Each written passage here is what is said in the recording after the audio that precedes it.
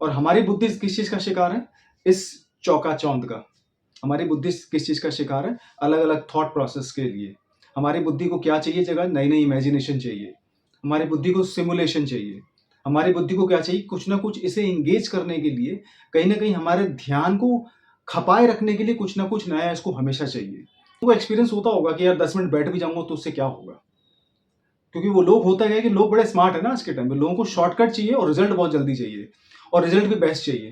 ठीक है, कुछ लोग कम सोचते हैं, कुछ लोग बहुत ज्यादा सोचते हैं जिसको ओवर थिंकिंग कहते हैं, और कुछ लोग बिल्कुल ही नहीं सोचते, उनको फर्क ही नहीं पड़ता दुनिया से।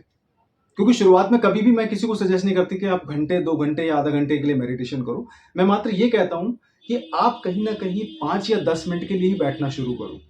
और होता क्या है कि हम जब इस 5-10 मिनट को बहुत कैजुअली या बहुत ही लाइटली ले लेते हैं तो हमें इन 5-10 मिनट की जो तैयारी करने का जो प्रोसेस होता है, जो तैयारी होती है, वो भी नहीं हो पाती। महादेव, जय श्री राम। मेडिटेशन एक ऐसा कॉन्सेप्ट बन चुका है, एक ऐसा प्रोडक्ट बन चुका है जो आपको हर जगह देखने को मिल जाएगा, चाहे मंदिर हो, चाहे मस्जिद हो, चाहे आध्यात्मिक शिविर हो, ठीक है, चाहे सत्संग हो, चाहे कॉरपोरेट कल्चर हो, चाहे आधुनिक मेडिटेशन सेंटर्स खुल चुके हों। क्योंकि आजकल सोशल मीडिया पे बहुत देखता हूं मैं कि भाई आप यहाँ पे आके हैप्पीनेस के बारे में सीखिए, अपने जीवन के मकसद को समझने की कोशिश करिए। ये सारा का सारा कहीं ना कहीं जो है ये मेडिटेशन से जोड़ के लोगों ने बताना शुरू कर दिया है। और आज का जो मेरे पास सवाल है वो है भी मेडिटेशन से संबंधित, और मेडिटेशन को बहुत ही सरल तरीके से, बहुत ही सिंपल लैंग्वेज में मैं समझाने की कोशिश करूंगा, क्योंकि ये कुछ चीजें हैं जो मैं लगातार करता रहता हूं और करीब मुझे तो अनुभव कुछ सालों का है भी। मेडिटेशन के अलग अलग डेफिनेशन, कॉन्सेप्ट, अलग अलग जो आपको परिभाषाएं आप लोगों ने नेट पे पढ़ी होंगी, ठीक है, आप लोगों ने बड़े बुजुर्गों से या फिर किसी एक्सपर्ट से या किसी आध्यात्मिक गुरु से सुना भी होगा। मेडिटेशन की सबसे सिंपल परिभाषा जो मैं जानता हूं वो ये है कि अपने मस्तिष्क को, अपनी बुद्धि को शांत करने का जो तरीका है उसे ध्यान कहते हैं, उसको मेडिटेशन कहते हैं। ठीक है, और जब हम बुद्धि को शांत करने की कोशिश करते हैं तो बुद्धि का ऐसा कौन सा पार्ट है, ऐसा कौन सा फंक्शन है जिसको हम सबसे ज्यादा शांत करने की कोशिश करते हैं? वो हिस्सा होता है विचार वाला, थॉट प्रोसेस। आप कभी भी कल्पनाओं को शांत करने की कोशिश नहीं करोगे। ठीक है, आप कभी अपनी एनालिटिकल स्किल्स को शांत करने की कोशिश नहीं करोगे। आप कभी भी अपनी नींद को, जो नींद आपकी हो सकता है कि सही भी हो या फिर डिस्टर्ब भी हो चुकी हो, ठीक है, आप उसके बारे में ज्यादा नहीं सोचोगे। आप हो सकता है कि कभी कभी जो आपका जो पैटर्न है, जो मैथमेटिक्स समझने का जो हिस्सा है, जो भी दिमाग का एक फंक्शन है, आप कभी भी उसको शांत करने की कोशिश नहीं करोगे। लेकिन दिमाग का वो हिस्सा जो थॉट प्रोसेस में इन्वॉल्व होता है, जो अलग अलग विचारों को जन्म देता है, विचारों को जन्म देने का जो कनेक्शन है कहीं ना कहीं वो इमेजिनेशन से, बाहर की वास्तविकता से, आपकी भावनाओं से हो सकता है। लेकिन सबसे ज्यादा प्रॉब्लमेटिक पार्ट जो दिमाग का होता है वो होता है थॉट प्रोसेस। ठीक है, थॉट प्रोसेस की वजह से ही आपको साइकोलॉजिकल डिसऑर्डर मिलेंगे। थॉट प्रोसेस की वजह से ही आपको आपके जीवन में जितनी भी प्रॉब्लम्स हैं वो थॉट प्रोसेस की वजह से ही मिलेंगी, चाहे वो पर्सनल लाइफ हो, ठीक है, चाहे वो आपका जीवन का कोई भी हिस्सा हो। ठीक है, कुछ लोग कम सोचते हैं, कुछ लोग बहुत ज्यादा सोचते हैं जिसको ओवर थिंकिंग कहते हैं, और कुछ लोग बिल्कुल ही नहीं सोचते, उनको फर्क ही नहीं पड़ता दुनिया से। तो दिमाग के थॉट प्रोसेस को कहीं ना कहीं शांत करने का या उसको रोकने का जो तरीका होता है, जो आपकी बुद्धि को शांत करने का जो तरीका होता है, उस तरीके को हम मेडिटेशन कहते हैं। और मेडिटेशन जो शुरुआती हमारे सनातन धर्म में बताया गया है वो महर्षि पतंजलि ने इसके बारे में बताया है। और हालांकि मेडिटेशन के बारे में आपको वेदों में भी मिल जाएगा, उपनिषद में मिल जाएगा, आपको ग्रंथों में मिल जाएगा, बाकी हर जगह आपको मेडिटेशन के अलग अलग वर्जन, अलग अलग तरीके आपको सुनने को मिल जाएंगे। अब मेरे पास जो सवाल आया है वो सवाल बल्कि एक नहीं है, करीब 3-4 सवाल हैं जो इसी से संबंधित है। तो पहला जो सवाल इसमें है मेडिटेशन से संबंधित वो ये है कि व्यक्ति कहता है कि उस व्यक्ति ने मेरे से जो पूछा है सवाल, जिसने, उसने कहा है कि मेडिटेशन करने के लिए जब बैठना पड़ता है तो वो टाइम ही मैनेज नहीं हो पाता।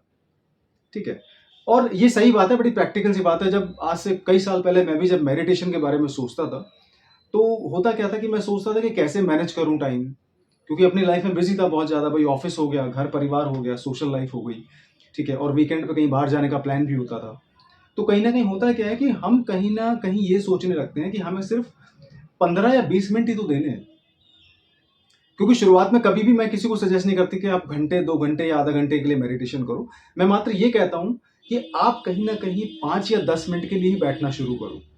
और होता क्या है कि हम जब इस 5-10 मिनट को बहुत कैजुअली या बहुत ही लाइटली ले लेते हैं, तो हमें इन 5-10 मिनट की जो तैयारी करने का जो प्रोसेस होता है, जो तैयारी होती है, वो भी नहीं हो पाती।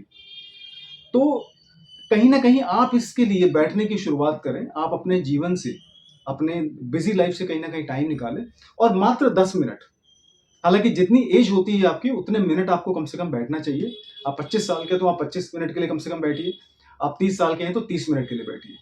लेकिन शुरुआत के लिए, सिर्फ़ आपकी प्रैक्टिस और हैबिट बनाने के लिए, मैं आपको कहूँगा कि कम से कम 10 मिनट, 9 से 10 मिनट आप मोबाइल के अंदर टाइमर सेट करके कहीं न कहीं बैठने की कोशिश करिए। कहीं न कहीं नहीं, बल्कि आप एक ऐसी जगह बैठने की कोशिश करिए, जहाँ पे आपको कोई डिस्टर्ब ना करे। आप शांत हों, एक बंद कमरा हो, ठीक है? कमरे का टेम्परेचर थोड़ा-सा एडजस्टेबल हो, ताकि आपको गर्मी भी ना लगे और सर्दी भी ना लगे। लेकिन कहीं न कहीं आप शुरुआत करने की कोशिश करिए। अपने जीवन के बिज़ी स्केड्यूल में से कहीं न कहीं 10 मिनट आप निकालने की कोशिश करिए और इसकी शुरुआत करिए। अच्छा, इसमें जो दूसरा सवाल ये है, वो ये आता है कि अगर मैं 10 मिनट के लिए बैठ भी जाऊँ, जैसे-तैसे करके 10 या 15 मिनट ये बैठने की कोशिश भी करूँ, तो बड़ी बोरियत महसूस होती है। अब बहुत सारे लोगों को एक्सपीरियंस होता होगा कि यार 10 मिनट बैठ भी जाऊँगा तो उससे क्या होगा? क्योंकि वो लोग, होता क्या है कि लोग बड़े स्मार्ट है ना आज के टाइम में, लोगों को शॉर्टकट चाहिए और रिजल्ट बहुत जल्दी चाहिए और रिजल्ट भी बेस्ट चाहिए। तो होता क्या है कि लोग सोचते हैं कि यार 10 मिनट अगर मैं बैठ जाऊँगा आँख बंद करके, तो उसके अंदर क्या अनुभव मुझे मिलेगा, और उस अनुभव का अनुभव करने की बजाय लोग उसको इमेजिन करने लग जाते हैं। उदाहरण के तौर पे अगर मुझे कोई बोले कि भाई 10 मिनट के लिए बैठ जाओ, और मुझे मेडिटेशन का या ध्यान करने का कोई भी अनुभव नहीं है, तो कहीं न कहीं मैं खुद ही आँख बंद करके बैठ जाऊँगा कहीं भी। थोड़ा-सा 2 मिनट के लिए आँख बंद करने की कोशिश करके अनुभव लेने की कोशिश करूँगा कि क्या होता है। लेकिन 10 मिनट के लिए प्रॉपर ध्यान के लिए तैयारी करके बैठने में और कहीं 2 मिनट के लिए सिर्फ एक्सपेरिमेंट करने में बहुत फ़र्क होता है।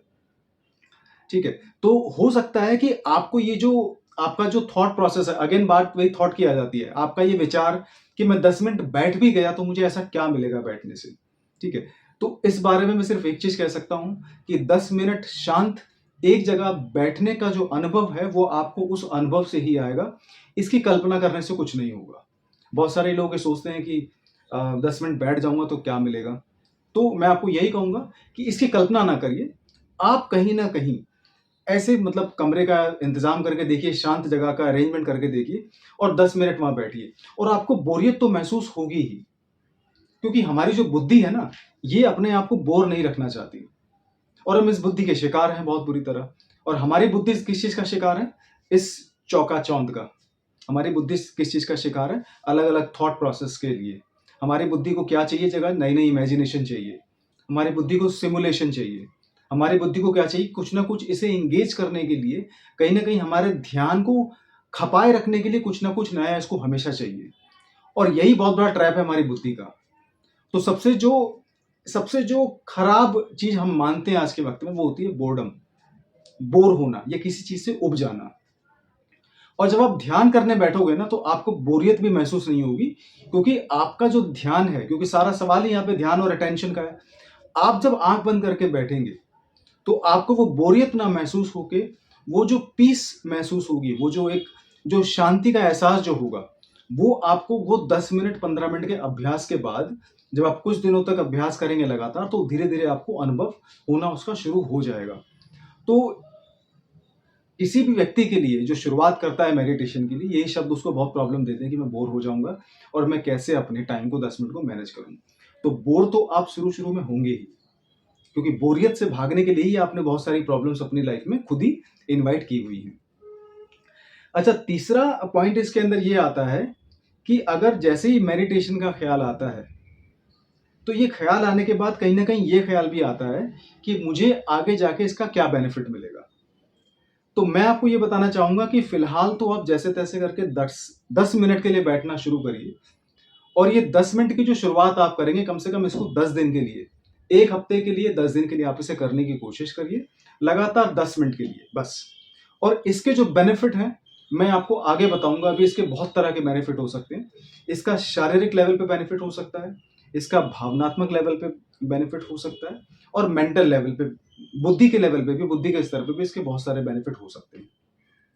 अब मैं आपको बताता हूँ, जब आप 10 मिनट के बाद 15 मिनट, 20 मिनट या आधा घंटा करने लगेंगे, जब लगातार आप मेडिटेशन का अभ्यास करने लगेंगे, तो सबसे पहला जो आपको बेनिफिट महसूस होगा, वो शरीर के तौर पे नहीं होगा, ठीक है? ना ही आपको वो भावनाओं के स्तर पे महसूस होगा। सबसे पहला बेनिफिट जो आपको महसूस होगा, वो मेंटल लेवल पे होगा, वो बुद्धि के स्तर पे होगा।